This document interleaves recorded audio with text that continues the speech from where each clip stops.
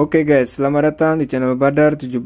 Kali ini admin akan membahas lanjutan dari video sebelumnya, di mana Ars bersama party dan para kesatria klan harimau mengalahkan para raksasa yang menyerang desa mereka.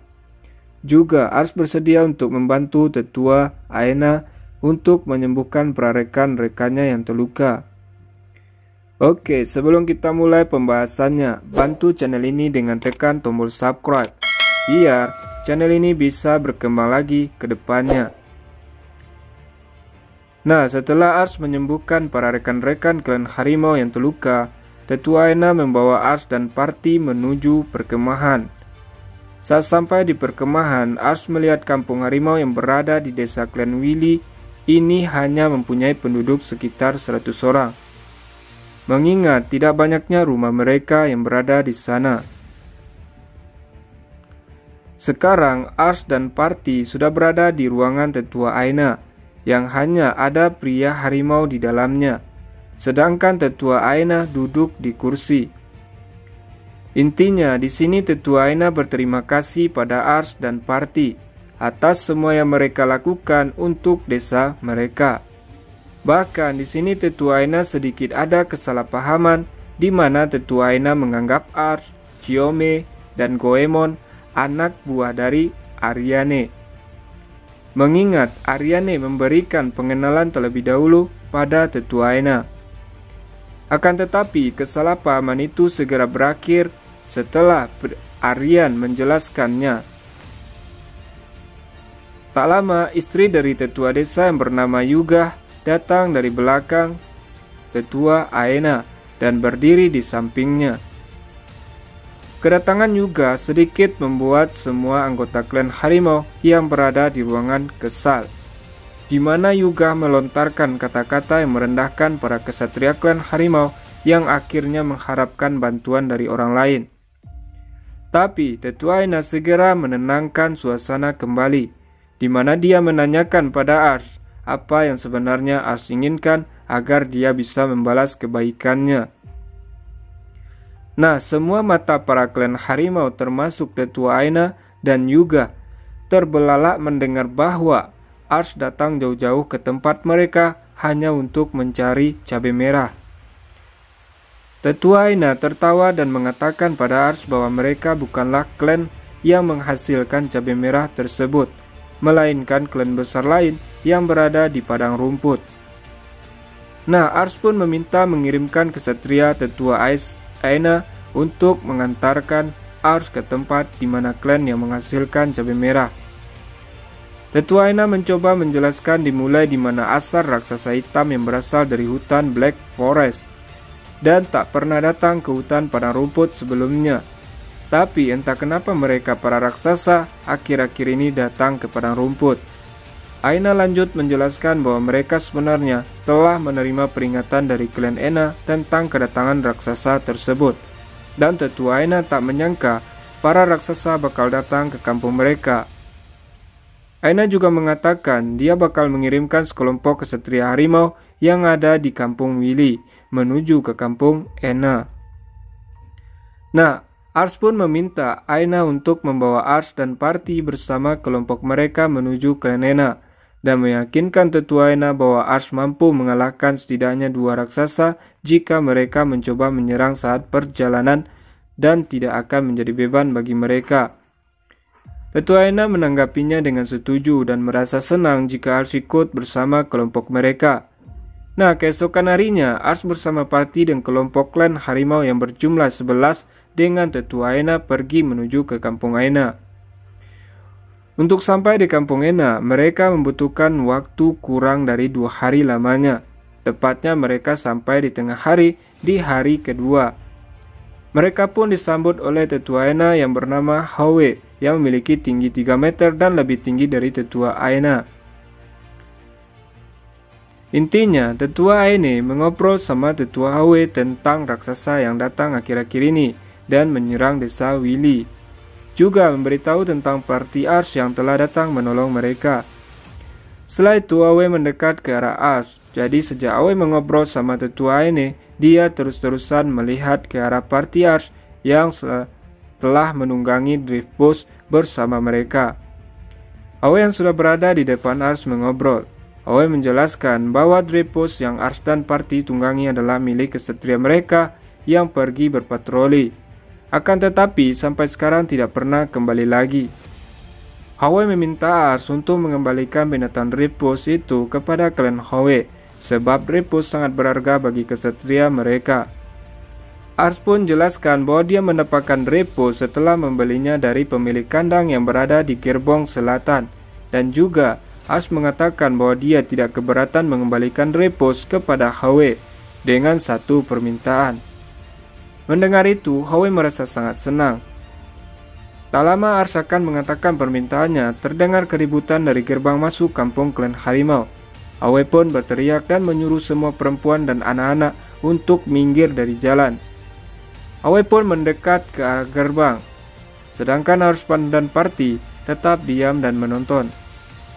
Ternyata yang membuat keributan itu berasal dari pria yang terluka parah menunggangi Drepos yang lagi mengamuk, hingga Howe pun memerintahkan kesatrianya untuk menenangkan Drepos tersebut. Sekarang Howe meletakkan pria yang saat ini sudah pingsan dengan banyak luka di tubuhnya, bahkan tangannya pun terpotong cukup dalam di pangkuan Howe.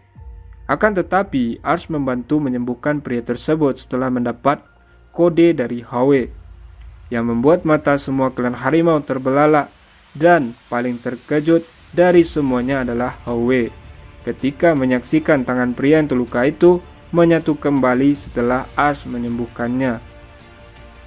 Saat pria itu membuka mata, Howe pun menanyakan apa yang sudah terjadi. Akan tetapi saat pria itu mau berdiri, dia pun terjatuh dan pingsan kembali. Ars pun jelaskan bahwa dia hanya bisa menyembuhkan pria itu, tidak dengan darah yang sudah banyak keluar dari pria tersebut. Jadi Ars tegaskan untuk membiarkan pria itu istirahat. Nah, ketika pria itu akan dibawa pergi, pria itu kembali sadar dan mengatakan dengan suara gagap bahwa di luar kampung ada raksasa yang jumlahnya 30 ekor menuju ke kampung. Mendengar itu, Howe pun memerintahkan semua pasukan klan harimau dan menyuruh mereka mengumpulkan semua tetua klan padang rumput untuk memulai berburu raksasa. Setelah semua prajurit klan harimau yang berjumlah 170 menunggangi masing-masing Drepos mereka bersiap untuk memulai berburu raksasa. Howe mendekat pada Ars dan meminta maaf pada Ars, tapi Ars menghentikan kata-kata dari Howe dan meminta Howe juga mengizinkan Ars untuk ikut membantu mereka. Howe pun menyetujuinya dan tersenyum pada Ars dan mengatakan bahwa Howe akan memberikan apa saja yang dia mampu untuk membalas semua kebaikan Ars setelah semua masalah selesai. Setelah Howe pergi, Aryan menghela nafas dengan berat dan mengatakan bahwa dia sekarang akan bertarung lebih baik lagi dari sebelumnya. Chome dan Goemon mengangguk setuju setelah Ars melirik kepada mereka. Keberangkatan pun dimulai menuju ke kampung di mana pria harimau tadi diserang. Setelah 1 jam perjalanan menunggangi Drepos, pantat Aryane sakit karena terlalu lama duduk di punggung Drepos dan meminta Ars untuk istirahat terlebih dahulu. Nah, di sini saat Ars menoleh ke Aryan, Ars melihat wajah Aryan memerah dan dada Aryan yang bergoyang karena guncangan dari Drepos. Tapi Aryan tidak menyadari bahwa Ars melihat dadanya. Ars mengatakan pada Aryan bahwa sekarang dia tidak bisa menghentikan perjalanan, sebab jika berhenti bakal tertinggal dari klan harimau. Nah, saat sudah sampai tepatnya di atas bukit kecil, Ars dan suku klan harimau melihat raksasa yang lagi menggerogoti salah satu klan harimau, hingga membuat Howe dan para kesatria harimau lainnya geram dan meneriakkan untuk membunuh para raksasa. Nah, akan tetapi setelah mereka sampai di tempat itu, hanya ada 5 raksasa yang berkeliaran di kampung kecil itu. Howe dan para kesatria harimau mulai berpencar dan menyerang salah satu raksasa, hingga mereka berhasil membunuh raksasa yang telah membunuh rekan mereka yang digerogoti sebelumnya. Selagi para klan harimau bertarung dengan para raksasa, Ars turun dari Drepos dan berencana akan memanggil iblis. Goemon dan Chome pun juga menyadari apa yang dilakukan Ars dan segera menuruni Drepos. Sedangkan Ariane merasa lega akhirnya dia bisa turun dari punggung Dreyfus. Ars pun pergi ke tempat terbuka kecil dan memulai membaca mantra pemanggil. Nah, Aryan sebenarnya sedikit khawatir sebab jika Ars memanggil iblis yang dia sendiri belum bisa mengendalikannya, bisa-bisa kampung klan harimau juga dihancurkan. Meskipun Ars juga sudah tahu apa yang akan terjadi, dia tidak berencana memanggil iblis tingkat atas, melainkan iblis tingkat rendah. Akan tetapi, saat Ars mulai memikirkan nama iblis tingkat rendah, tiba-tiba saja ada bayangan yang melesat melewati Aryan menuju ke arah Ars. Ars pun membatalkan sihirnya dan mendorong pria itu. Akan tetapi, pedang pria itu melesat tepat menusuk dada Ars. Ketika Ars mau meninju pria yang pedangnya tertahan di dada Ars, pria itu pun kembali menghindar ke belakang. Aryan yang melihat Ars tertusuk pedang tampak sangat khawatir. Akan tetapi wajahnya memerah setelah tahu bahwa sebenarnya di dalam zirah hanya ada tengkorak. Pria itu kembali berlari ke arah Ars dengan dua pedang di tangannya dan menusukkan tepat ke tenggorokan Ars dan mendorong Ars ke belakang dengan kekuatan sihir angin hingga membuat Ars terlempar cukup jauh.